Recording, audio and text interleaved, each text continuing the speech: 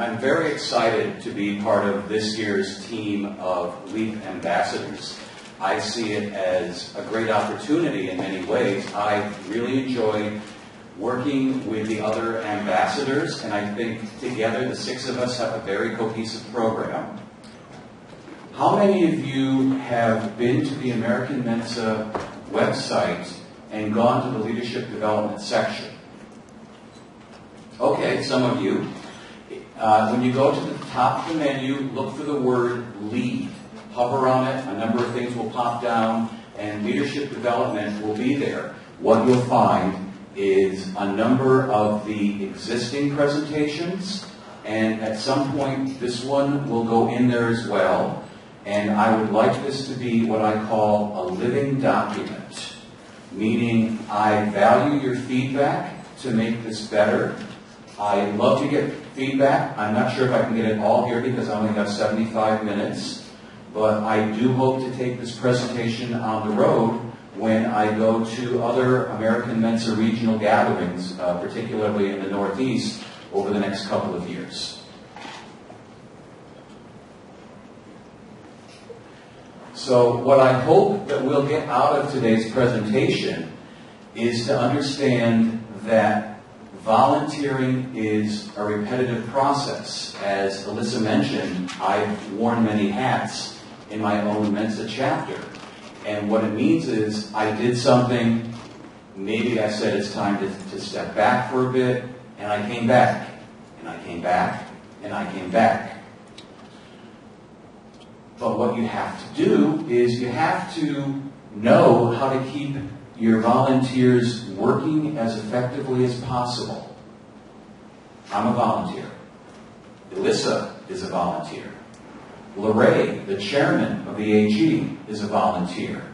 And to some extent, we're all volunteers.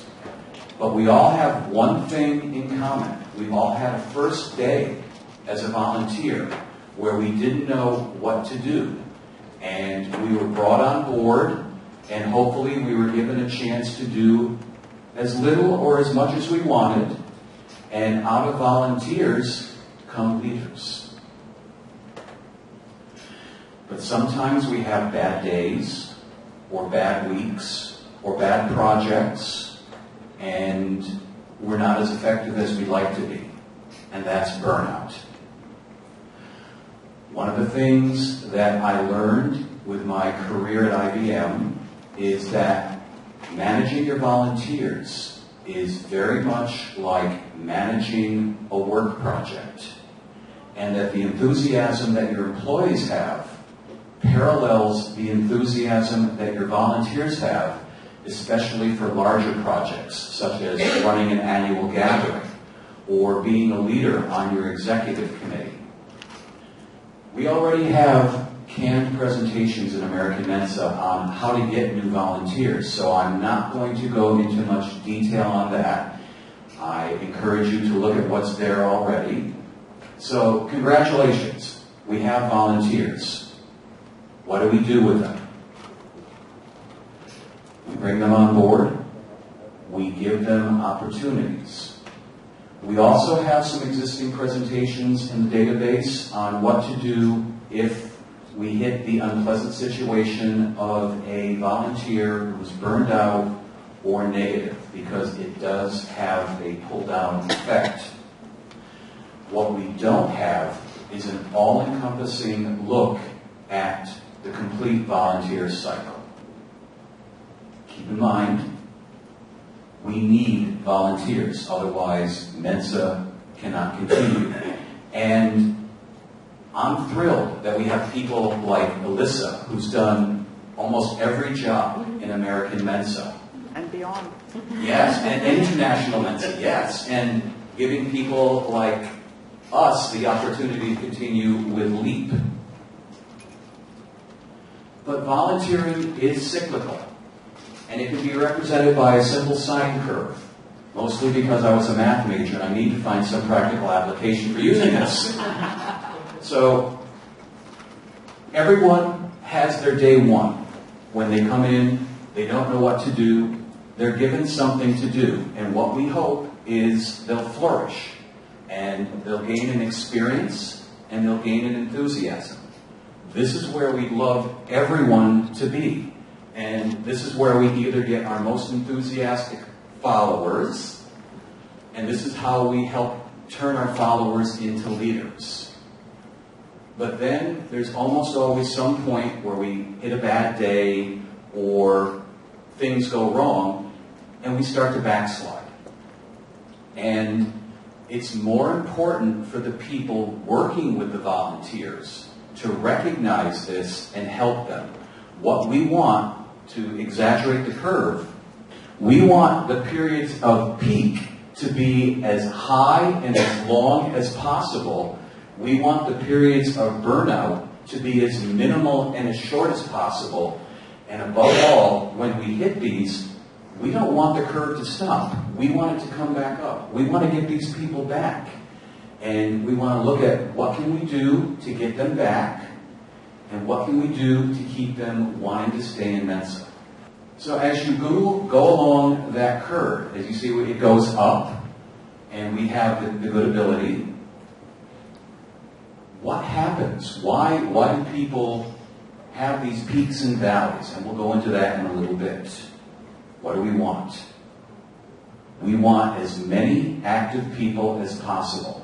And I know for my own chapter and for many of you, the challenge is not only getting our volunteers effective, but getting all our positions filled in all our chapters.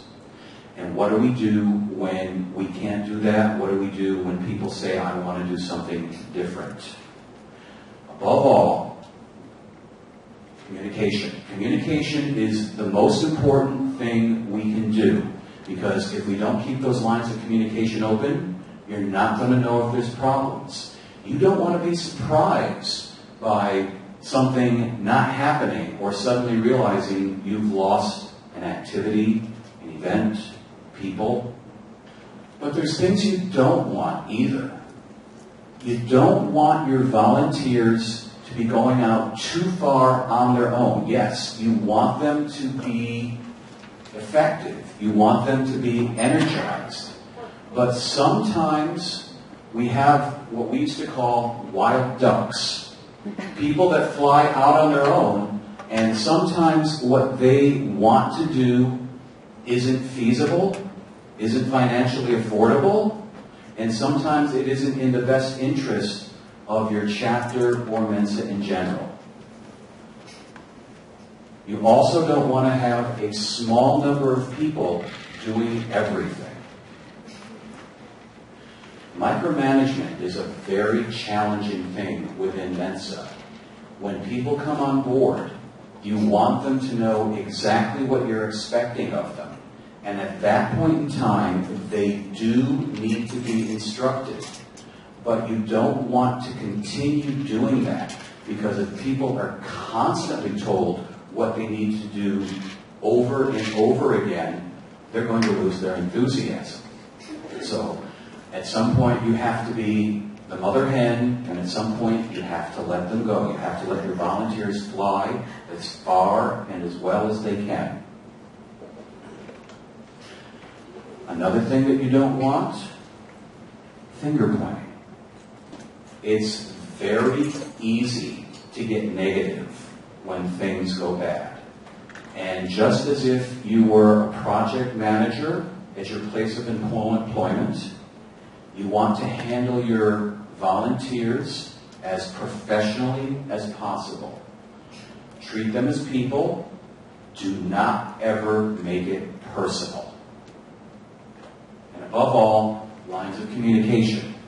That means talk, but it also means listen. So to help with that, I came up with what I call the 4 E's. And these apply to various points on that curve that I showed you a few minutes ago. Empower. That's what gets us going. Excel. That's when we're peaking. Examine. That's when we're having bad days. Encourage. That's when your volunteers have hit rock bottom. So let's say you have a new volunteer and you want to get them on board and you want to empower them. Well, we're all human. We're all different. not every person is going to work the same in every different job or opportunity. If you're lucky enough to have enough people to fill the positions, it matters who gets what job. For example, if you have someone that's got very good person skills, you want to put them in a job where they have person skills. If someone isn't quite as comfortable, you want to find something where they're going to be happy. Perhaps someone is more comfortable being the treasurer of your chapter, as opposed to a greeter for an event. Whenever possible, train your volunteers for what they're going to do. And it may be very simple. It may be something like, can you serve food for a little while at this gathering? Or can you greet people for 10 minutes? Or perhaps something more important, like can you handle responsibility? The mentoring is essential, and I encourage you to stay here till 3 o'clock for Richard, who is going to give a talk essentially on how to pass the baton from your current leader to the next person that holds that office. In many cases, at least for American Mensa, we do have handbooks for a lot of the bigger roles. There's a LOCSEC handbook. There's an editor's handbook. Is there a treasurer's handbook? Yes. Okay. So, by all means, provide this information. Provide as much as possible. Also keep in mind, you're not doing this alone. You're not supposed to be pushed off the dock and required to swim. We're all in this together to make Mensa work. Find the people in neighboring chapters who are doing the same thing. Start a support group if you want. My RVC has a quarterly chapter president conference call, and it's been very effective, especially for the people that are coming board, that want to know, how do I do this? Where do I go for this information? Another thing that we are very fortunate to have right now within the organization is better finances than we did a few years ago. And a lot of that is thanks in part to the fact that newsletters are becoming easier to produce and distribute. Volunteers are our most effective resource. Money is also a good resource. Don't hesitate to provide financial assistance to your leaders. If they want to host an event, consider financing it. If they want to go to a leadership conference, give them some money for gasoline. Give them some money for the hotel. Get them out there to acquire as much information as they can. One thing I'd like to say as we're going through this, I'm sure that a lot of you have success stories and horror stories that would be very effective for this. And I want to be able to get some of them from you as we go on, but I won't be able to do that for large periods of time because, again, we only have 75 minutes here. But please don't hesitate to share as time permits, and especially if we have time at the end of the presentation. Okay, so what types of skills do you want to look for your new volunteers? Well, are they outgoing people? Are they naturally interested in meeting others? Are they shy? Can they take adverse comments from people who have been around longer or might be negative? Can they stand up to that? Are they willing to accept criticism? Are they soft-spoken? Or do these people have abrasive personalities themselves? You have to think about these things when you give people an assignment. And not every person is going to function as well in every opportunity that you have. And if you put the wrong person in the wrong assignment, nothing. Okay, this is one of the presentations that already exists in the American Mensa database, Mensa Get Volunteers, and I encourage you to take a look at it if you can. So, what can you tell me about M&Ms? They're little. They're sweet. Yes, listen again on the notes. M&Ms are bite-sized. How many of you have been in the position on one side of the fence or the other of a new volunteer saying, what can I do? And you say, you can be our chapter president. You can be our newsletter editor. You can run our RG. One of my favorite comedians is a wonderful lady named Rita Rudner. And she has a routine that talks about commitment. And my favorite line from that, sometimes they leave skid marks. Have you had volunteers run away because the first task they were given was too big and too daunting? That's where M&Ms come through. Whet their appetite. Give them something they can put their hand around, and once they've expressed an interest, give them more and more to do. So, instead of being a newsletter editor, would you like to proofread the newsletter? Would you like to write an article for it? Would you like to help us staple the newsletter and put the mailing labels on? And then, if they're interested, invite them to do more. And hopefully you have the time in your schedule to do that. And you can do that for other things too, like your board. Maybe not can you be president, but would you like to be a member at large? Would you like to sit in on some of our meetings? Same thing for an RG chair. Hospitality is a wonderful example for that. We have people who have brought volunteers in to serve as hospitality. They begin by doing things like serving a meal. Then they go to helping to prep the meal. We have some people that have done such an effective job that their volunteers have graduated to become the hospitality chairs of other RGs, and it's been very rewarding to see that happen. Another thing that's very important, don't give them the idea that they're going to be doing this for the rest of their life. Every job has a limit, and make sure you tell them what that is. So, can you do this for an hour? Can you do this for a day? Can you serve for a year? Make sure they understand that there's no ball and chain hanging around their leg for this, and that they will have opportunities to back out when they feel the time is right, or do something else when the time is right. So let's say that we did this. Let's say we gave our volunteers their M&Ms, and now they're rising up on that curve. And we want them to soar. Everyone is going to soar at a different rate.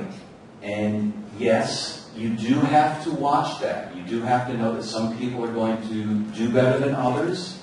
And you do have to know that some people will be able to do more than others. How many of you have heard the phrase, if you want to get something done, ask a busy person? Yes. Yes. That only works for so long. Even the most capable person will reach a limit. And sometimes they don't realize it. Sometimes they take on more than they can handle because they think they can. And it's up to the rest of us, especially if we're the leaders, to make sure that doesn't happen. So, what can happen to bring a volunteer down, to give them the hurdles, to make them upset? Well, they're a busy person already. Can you do just one more thing? It won't be bad. Or they've reached an impasse on something that they want to do. They have a project. They have a pet project. Or maybe we have a deadline and they're not seeing progress with it. Maybe we just don't have the money to get something done. But this is something I've always wanted to do, and I can't. Now what do I do? Maybe the person is biting off more than they can chew. Maybe they're overambitious and they need to be pulled back a little bit. Maybe they don't have the right skills for the job. Sometimes you might have really effective people, but they don't work well together. and maybe the thing to do is to give them separate things to do. The point here is it's not just something that can occur on its own. We as leaders, we as peers, have to keep in touch. We have to oversee. We have to be the project managers. So what happens when we start seeing the backsliding? Well, you might not see progress on an activity. You might get very limited reports. How is everything going? Fine. Are there any problems? No. And part of that is because a lot of us, in our position as Mensans, are not used to failure or problems. We're told that we are bright people and that we're capable of doing so much. What happens when we hit something that we're not accomplishing easily? We shrink in a little bit. We have to examine ourselves. Are we handling the situation properly? Can there be things that we can do to help? Can we put more time in? Can we put more money in? Can we put more flexibility in? Most important, are we asking the right questions? How is everything going? Fine. Is everything all right? Yes. Those are called closed questions. And if somebody is not performing well, not happy, all you're going to get is yes or no answers. Use a little bit of empathy. Ask questions that are designed to let them express themselves. Because when you give them that opening, maybe they'll vent and explain what's going on. Maybe they'll provide more information on what's challenging to them. And maybe you'll be able to catch problems before they get too severe. And what happens when you don't? Bad things. Something doesn't happen on time. If you're not doing very crucial things for the continuation of your chapter can actually lose money from the national office. If you're not getting your newsletter out on time, you might not get funding. If you're not having your meetings on time, you might not get funding. That's a very serious impact to a Mensa group. You may start hearing things behind people's backs. Someone might not be willing to admit they're having problems, but somebody else might be willing to tell you they're not having problems. And bad news travels much faster and much more significantly than good news. And it can have such a poisoning effect. And in a worst case, that person might stop volunteering. And in an even worse case, they might take other people out with them. It might just not be one volunteer, it might be a committee. You might lose everyone on a team. Unfortunately, that unpleasant situation does happen every once in a while. And this is another very good presentation that is available on the American Mensa Leadership website, How to Fire a Volunteer. The first thing that you have to realize is that you don't always have to fire the person. It could simply be that it's the wrong person in the wrong job or the wrong situation. Just cutting them off might not be the best answer. And it involves a little bit of thought, a little bit of homework, and a little bit of communication. Can that person function effectively someplace else? Are they still a good person? Do they still have good intent? Sometimes the answer is yes, and sometimes the answer is no. Sometimes you have the opportunity to give them something else to do immediately. Listen to what they want to do. Listen to what they enjoy doing. Maybe you can find a job. Maybe you can create a job for them. Getting them back doing even anything might prevent them from lapsing as a volunteer and lapsing as a Mensa. Maybe they need different people to work with. Maybe there's somebody that is enthusiastic that can pull them back up. But also, did you put the person in the wrong job in the first place? Think about that. It does matter what the job is that we're addressing when you have to deal with letting a volunteer go. In some cases, it's very simple. You could say, well, we're looking for somebody different. We want to give somebody an opportunity. But what happens if it's somebody that is elected or formally appointed in your Mensa chapter?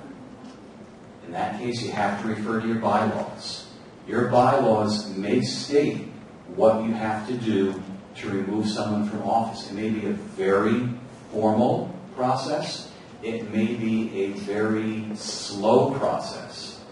But you must follow it to the letter. Because if you don't, all kinds of bad things could happen, possibly even legal. I'm not aware of any cases of that. Have you had any experience with that, Alyssa? Yes. Okay, we'll leave it at that. So suffice to say, it can happen. And it is a very unpleasant situation, and it can be very tough to recover from something like that. The other thing you have to do is you have to keep it professional. Don't get emotional. Don't do anything that stirs things up. Don't do anything that makes people angry. Terms that work, we don't think it's working. That takes the personal away from it. We don't think we're getting what we need from the job. Or make it positive. We'd like to give you something else to do. We think you would enjoy doing this. We think you'd be very good at doing something like this. Or give them an opportunity to train someone. We have someone else we'd like to get on board as a volunteer. Can you help this person to do your job? Again, Richard, your tab. You'll be talking about that. One of the things that I had to learn about during my professional career was something that we called selling your ideas. Before you have a serious talk, evaluate what kinds of negativity, what kinds of negative answers, what kinds of questions might arise from this person. Think about what they might say and have an answer ready for that type of a situation. If you can react immediately, that helps keep things a lot more professional, and it helps keep the festering down because you're getting things taken care of quickly. And unfortunately, in some cases, you may need an ombudsman. Now, most chapters in American Mensa have an ombudsman now. Do not be afraid to get that person involved. They have been trained to handle situations like this. They should be able to ask the right questions and offer the right suggestions if you don't know immediately what they are to do.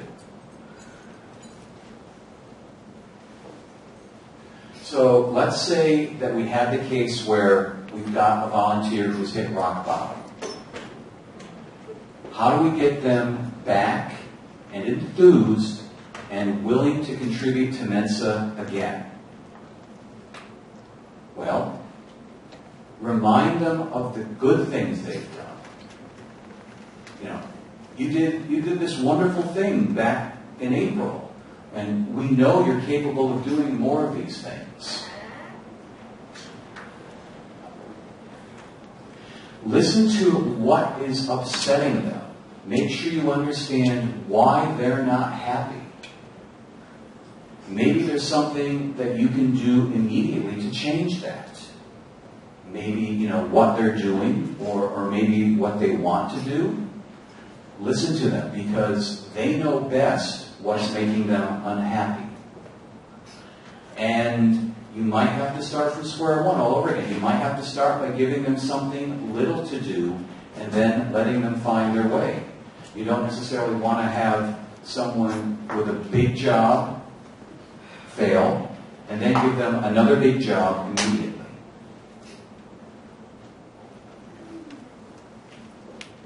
Take the time to understand what your volunteers are doing.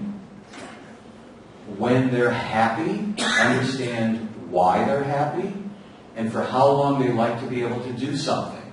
If they say, I love this, I can do it for a long time, let them. But if they say, I'd like to try something new, let them. Some volunteers want to do that. I did. I was a president for a few years. I decided it was time to move on. I had the opportunity to become editor. It was a wonderful challenge. And then I went on to do something else. And there will be a lot of people that will do that. And you need to keep those people enthusiastic and excited. Some of your volunteers are willing to do things. Let them do it on their own. Certain jobs, you can do that. I would say something like treasurer is a good one for that. And there may be other jobs that you can think of for doing things like that. Also keep in mind, we have completely different sets of abilities, skills, and free time.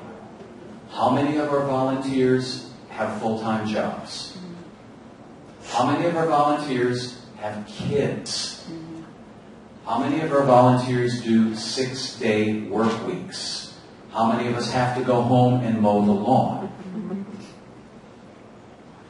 We have to keep it flexible. And the most important thing, 2 words. Thank you. Thank you is a 2-way street. When you've got followers, make sure you appreciate everything that they've done to help get the job done. But likewise, have any of you thanked Alyssa for the LEAP program? Yes. Have you thanked Lorraine for running the annual gathering? Yes. Yes. Have you thanked your chapter president? Have you thanked your editor? Do that. Thanking is essential. It's like a shot in the arm. Someone says, thank you, I want to do more. It's positive feedback. We want the positive feedback. We don't like the negative feedback. It is. Positive feedback is a drug. It's a great drug. Yes? You mentioned funding as far as subsidizing your people to come to the leadership summit or giving them funds. What is the budget? You're in Metropolitan Washington? No, I'm in Mid-Hudson, Mensa in New York State. Okay, so what kind of budget does your group have that they're able to do that? Or is that off topic? I'll give you an example from the most recent leadership workshop that my region had, which was earlier this year. Rob Salkin, the treasurer of American Mensa, was in attendance, and he actually asked each of the chapters to provide a small amount of financial information, such as what was a rough estimate of the money in your chapter's treasury and how many members are in your chapter. And then he did this really interesting math thing. It was, this is how much money per person you have in your chapter. Are you taking full advantage of that? Are you investing it in the people? Are you investing it in the events? And very often, all too often, there was not enough money being invested in the people. And it could be something as simple as sending them to a leadership workshop or helping to finance an event. For example, a new members party in your own home. Let Mensa provide some money for the food and the drink. I'll get to you in a moment. There was someone in the lady in the back. Yes? We do a dine out. We have like 3-4 major cities around us, and they're like $150 a part each. So what we do is try to have one free dine out in each town each year, alternating. and that seems to help some. But I had a question. You said that we would be penalized for not getting the newsletter out on time. Oh, yeah. What kind of penalty is that? Financial. We have, what it boils down to is, are we following our bylaws? If we're not following our bylaws, people will step in and help us. The national office and our RVC will come in and help get the chapter back on track to make sure we're doing everything we need to do to keep our chapters going. So I did have a comment. Yes. So we also did a survey similar to what the other lady was saying, and if anybody wants to use that for your local group, I actually have it in a format that I can send to you that you can plug in the SurveyMonkey, because we use the SurveyMonkey and it's really very useful. Also, as far as money, we actually have an event every year called AGOG, Gathering of Gamers, and we make money off of it. And it's really a fairly simple event, and we're pretty proficient at it. So if you have a big enough group and you think you might be able to do something like that, even outside people are able to attend. And we end up making money on it, and so we have actually money available to do other things with. Yes, I've heard good things about AGOG. AGOG is great. Unfortunately, it's in cold weather in Chicago. It is. But it's this right here. Oh, sorry. It's peers. Share your success stories. Let everyone else learn from what's worked for you. Yes. We got most of our money in our treasury came because we had a white elephant auction, and I happen to have one of the best auctioneers in Texas that does the presentation. It's really something to see. Unfortunately, now we have so few members that come, we had to stop. But it was a great way to do it. That's too bad, because that sounds like a lot of fun. My it chapter used to do a very successful garage sale to raise money for our scholarship fund. So by all means, share what worked in your groups, because other people may find it exciting and it may whet their appetite to do more. So these are the ways, and I've already touched on most of them, of where you can get assistance. There's also things you don't want to do. You don't want to get assistance from the Debbie Downers. The ones that say, oh, we tried that, it's not going to work. Or the ones who are all talk and no action. You also have to be aware of what happens on social media. News travels fast. Bad news travels faster. And you don't want a bad reputation to precede your volunteers or even your chapter. If things go well, you've got your volunteers. If they have a period of downtime, you'll get them back. And hopefully they'll come back and do things again and again and again. New and different, better. If it doesn't happen, well, what do you get when you have a burned out volunteer? If you're lucky, all they're going to be is a statistic, a lax member statistic. If not, they'll be the Debbie Downers. And possibly, is today's burned out volunteer tomorrow's social media troll? We don't want that. So as I was putting this presentation together, I gathered information from a lot of different places, and I'd like to share those with you. First is the existing presentations that are available on the American Mensa website under the lead option.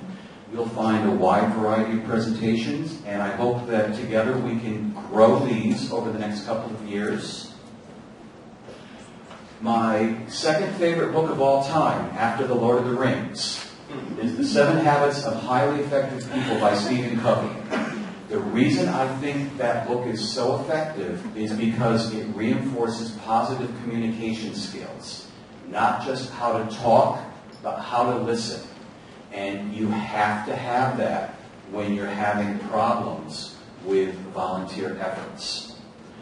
A second book that I like, and it's not as well known, is this book called How to Put More Time in Your Life. It's a little paperback, a little white paperback, about 100 pages. And it's written by a lady who's actually a professional psychologist, but yet it's a time management book. The reason I like this book so much is because she analyzes why do people waste time. And you'd be surprised how much of that really overlaps with what we do as volunteers. There are actually people who deliberately mismanage their time for attention, and we have to be aware of things like that. I also gleaned from some of the classes that I took in my years of working at IBM as a project leader, but also working on what we called action teams, identifying problems and brainstorming solutions for those. Volunteers are Mensa's most important resource. Without it, we don't have an organization, and we don't have continuity in our organization. I'm thrilled to be a LEAP ambassador for many reasons. One is that I have an opportunity to provide information on how you can help have better volunteers and grow the organization, but also because I've been able to learn so much from all the other LEAP ambassadors, not just this year, but from past years. It's a sharing experience, and I feel that I've been a better volunteer because of the feedback that I've gotten, and I hope to pay it forward by helping other people be new and improved volunteers.